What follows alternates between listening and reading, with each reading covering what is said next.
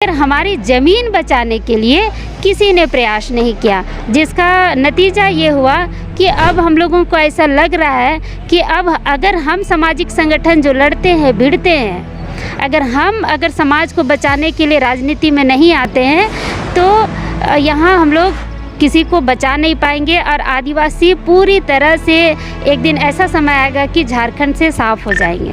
कि वर्तमान सरकार ने कोर्ट फीस बढ़ा दिया है। अगर मान के चलिए मेरी ज़मीन लूटी जा रही है और अगर हमको कोर्ट केस करना है तो हमको कोर्ट केस करने के लिए हमको 3 से 4 लाख रुपए जमा करने होंगे ट्रेजरी में, तब जा कर के मेरा केस फाइल होगा।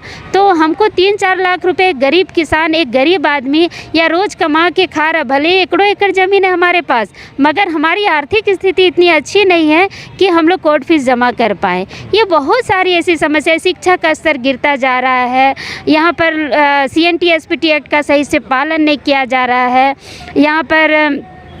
यहाँ पर किसी को नौकरी नहीं मिल रही है। JPC UPSC का एग्ज़ाम हो रहा है, SSC का एग्ज़ाम हो रहा है, लेकिन एग्ज़ाम होने के बाद क्वालिफ़ाई करने के बाद भी यहाँ नौकरी मिलता नहीं है। यहाँ नौकरी बिकता है।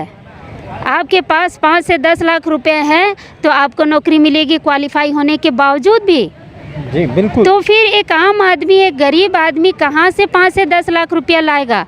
और रोजगार और नौकरी नहीं मिलने के कारण मजबूरन लोगों को ज़मीन बेचनी पड़ रही है। ज़मीन के लिए झारखंड राज्य, ज़मीन के बचाव के लिए ही झारखंड राज्य का निर्माण हुआ, ताकि यहाँ के आदिवासियों का ज़मीन बचे। क्या झारखंड राज्य बनने के बाद ज़मीन बचाने में सरकार भी अपना भूमिका जो निभानी चाहिए वो अभी तक निभाई नहीं है और सुरक्षा नहीं कर पा रही है?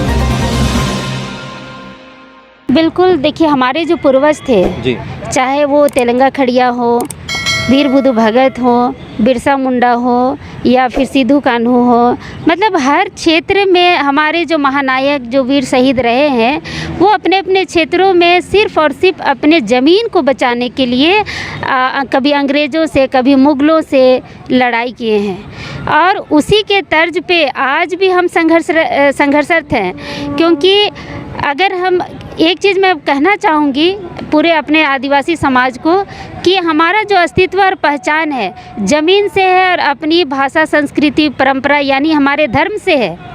और ये 2 चीज़ अगर हमारा ख़त्म हो गया तो हम लोग पूरे मतलब आदिवासी कहलाने लायक नहीं रह जाएंगे। हम लोग ज़मीनी स्तर पे काम करते हैं तो हम लोग देखते हैं लोग कितने दुखित हैं, कितने पीड़ित हैं, और इसी दुख और पीड़ा के कारण आज हमारा जो आदिवासी समाज है अपने में ही सीमित रह गया है, लड़ाई झगड़े में ही सीमित रह गया। विकास के बारे में सोच ही नहीं पाता, कहीं पढ़ाई करेंगे, एग्ज़ाम लिखेंगे, नौकरी पाएंगे, इसके बारे में कभी सोचता ही नहीं है। और यहाँ से ज़मीन जब ख़त्म हो जाता, आप देहात के इलाके में जाइए, खेतों में सिंचाई का व्यवस्था नहीं है, खेतों में सिंचाई का व्यवस्था नहीं है, पानी नहीं है, जिसके कारण लोग बरसात में खेती तो करते हैं और बाकी समय वो बाहर पलायन कर जाते हैं अपने रोजी रोजगार के लिए। तो सरकार कब जागेगी? आप कृषि मंत्री तो बना देते हैं, लेकिन उनके खेतों में पानी कैसे जाएगा, किसानों के खेतों में पानी कैसे जाएगा, इस पर कभी बात नहीं करते हैं। किसानों को ट्रेनिंग देकर अच्छा उनको उपज कैसे किया जाए, खेती कैसे किया जाए, किसानी कैसे किया जाए, इसका ब्लॉक स्तर पे आपको ट्रेनिंग कराना चाहिए था, उनको खेती से जोड़ना चाहिए। और हमारे लोग जब खेती करते हैं तो आप जाके पंजाब हरियाणा में जाकर देखिए, खेती से ही उनका सारा जीवन चलता है और सब बड़े बड़े मतलब पैसे वाले बनते जा रहे, धनी आदमी बनते जा रहे हैं। लेकिन हमारा आदिवासी समाज क्या कर रहा है? यहाँ पर सरकार कोई व्यवस्था कर नहीं रही है, जिसके कारण आज है कि सब पलायन पे पलायन करते जा रहे हैं।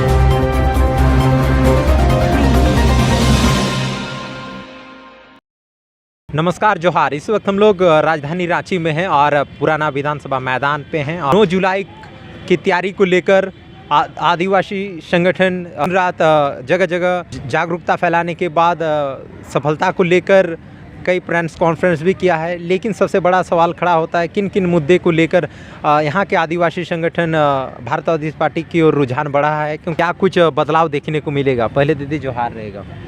जोहार, और आपके चैनल के सभी दर्शकों को भी जोहार।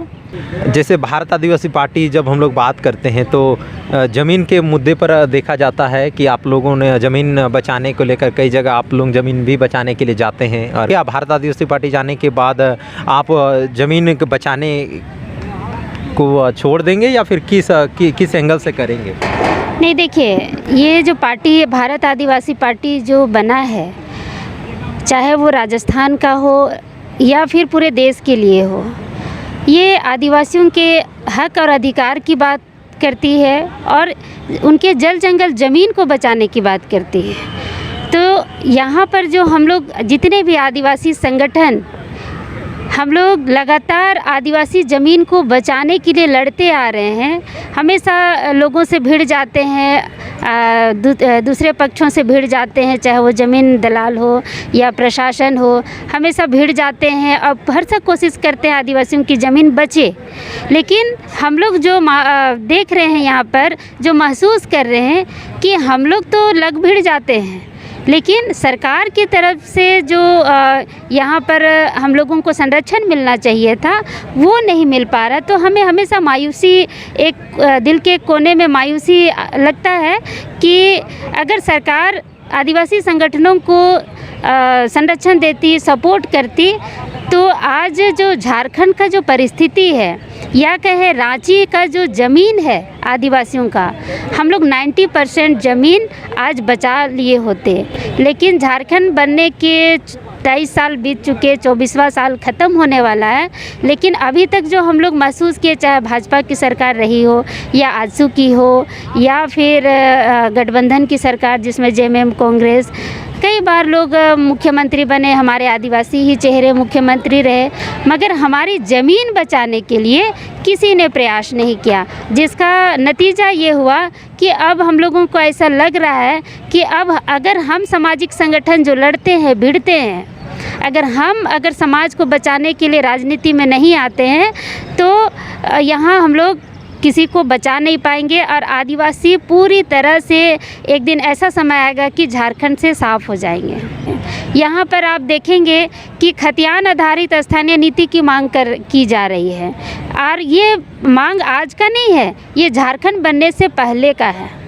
झारखंड बनने के बाद भी इसी पर लड़ाई हुआ और आज भी हम स्थानीय नीति की मांग कर रहे हैं, जबकि झारखंड बनने के तुरंत बाद यहाँ पर स्थानीय नीति बन जाना चाहिए था, ताकि उसी आधार पे नियोजन नीति बनता और उसी आधार पे झारखंड के लोगों को, जो आदिवासी मूलवासी है, ओबीसी है, अल्पसंख्यक है, सभी को यहाँ पर नौकरी और रोज़गार मिलते और उन्हीं के आधार पे यहाँ सब कुछ होता। लेकिन आज हम लोग देख रहे हैं कि रिकॉर्ड रूम से खतियान फाड़ दिए जा रहे हैं, हमारे रिकॉर्ड्स गायब हो रहे हैं, मगर सरकार आंख बंद करके बैठी हुई है। इस पर किसी भी तरह से कोई पहल नहीं की जा रही है कि आखिर रिकॉर्ड्स जा कहाँ रहे हैं। अच्छा, ऑनलाइन भी हो गया, लेकिन ऑनलाइन के नीचे क्या लिखा हुआ है कि ऑनलाइन में कोई भी कागजात हैं उसे आप कोर्ट में प्रमाणित नहीं कर सकते हैं, वो सत्यापित नहीं है, उसको आप सच नहीं मान सकते हैं। फिर ऑनलाइन का क्या मतलब रह गया। दूसरी बात है, ऑनलाइन में कई गड़बड़ियाँ हैं, सबके ऑनलाइन तो कुछ लोगों के चढ़े हुए हैं, लेकिन प्लॉट है 0-0, मतलब 5 एकड़ के रसीद कट रहे हैं मगर प्लॉट 0-0 है, मतलब किस प्लॉट के कट रहे हैं पता नहीं है। दूसरी बात है कि यहाँ गैर आदिवासियों को ज़मीन धड़ल्ले से बेची जा रही है, बेचने वाले भी दोषीदार हैं, खरीदने वाले भी दोषीदार हैं, मगर सरकार इस पर कोई काम नहीं कर रही है। पूरा रांची सादा पट्टा पे बस गया है, लेकिन सादा पट्टा पे कोई कार्रवाई नहीं हो रही है, इससे राजस्व की भी हानि हो रही है। और सबसे बड़ी बात मैं कहूँगी कि वर्तमान सरकार ने कोर्ट फीस बढ़ा दिया है। अगर मान के चलिए मेरी ज़मीन लूटी जा रही है और अगर हमको कोर्ट केस करना है, तो हमको कोर्ट केस करने के लिए हमको 3 से 4 लाख रुपए जमा करने होंगे ट्रेजरी में, तब जा कर के मेरा केस फाइल होगा।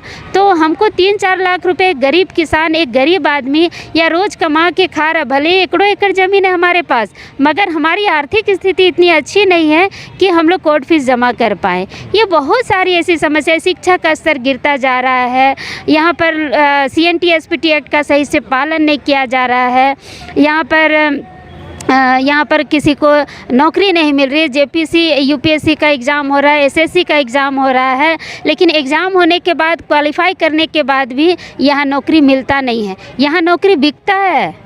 आपके पास 5 से 10 लाख रुपए हैं तो आपको नौकरी मिलेगी क्वालिफाई होने के बावजूद भी। फिर एक आम आदमी, एक गरीब आदमी कहाँ से 5 से 10 लाख रुपया लाएगा? और रोज़गार और नौकरी नहीं मिलने के कारण मजबूरन लोगों को ज़मीन बेचनी पड़ रही है। उसके घर में नया बच्चा जन्म ले रहा है, उसको छठी करना है तो ज़मीन बेच रहे हैं। किसी की तबीयत ख़राब है तो ज़मीन बेच रहे हैं। किसी को शादी करना अपने बेटा या बेटी का तो ज़मीन बेच रहे हैं। किसी के यहाँ मरखी हो गया तो ज़मीन बेच रहे हैं। भैया किसी को आप रोज़गार नहीं दीजिएगा, उसका साधन नहीं बनाइएगा तो लोग मजबूरी बस ज़मीन बेचेंगे। और लोग इसी का फ़ायदा उठाकर बाहरी लोग हमारे लोगों को ठग फुसला कर और मतलब कम दामों में, ये मतलब मिट्टी के मोल में ज़मीन को खरीद के सादा पट्टा में बस जाते हैं। हमारी मजबूरी का फ़ायदा उठा रहे लोग। यानी पूरी तरह से जैसा आप कह रही हैं और वास्तव में देखा भी जा रहा है, क्योंकि जिस प्रकार झारखंड में आदिवासी ज़मीन से उनका जुड़ाव ख़त्म हो रहा है, उनका ज़मीन से अस्तित्व मिटता जा रहा है, और जिस प्रकार ऑनलाइन जब की गई झारखंड में तो कई आदिवासी रैयतों का पंजी 2 में गलत चढ़ाया गया है और कई त्रुटियां हैं, लेकिन आज तक इसका समाधान नहीं हुआ है। और वही आदिवासी आज ज़मीन से जुड़ाव खत्म होने के कारण अभी उनका अस्तित्व भी खतरे में है। बिल्कुल, इस पर मैं कहना चाहूँगी, ऑनलाइन का जो बात हम करते हैं तो रघुवर दास की सरकार ने लैंड बैंक बनाया और लैंड बैंक ऑनलाइन उन्हीं का किया है। और मैं आदिवासियों के लिए उन्होंने कुछ नहीं किया। एक तो आप SAR कोड को बंद कर दिए, ठीक है, कंपनसेशन आप बंद कर देते, लेकिन SAR कोड में जिसमें हम लोग ज़मीन वापसी का केस लड़ते हैं, हमारा दखल दिहानी 4,000 5,000 पेंडिंग है, आप उसको आज तक दखल दिहानी नहीं दिला पाए।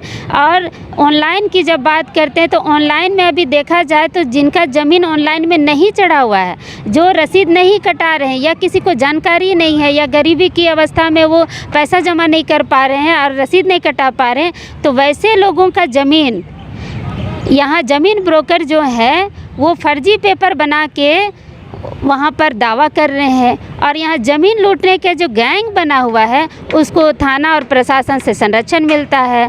तो इस तरह का कई ऐसे मामले हम लोग ज़मीनी स्तर पे काम करते हैं तो हम लोग देखते हैं लोग कितने दुखित हैं, कितने पीड़ित हैं।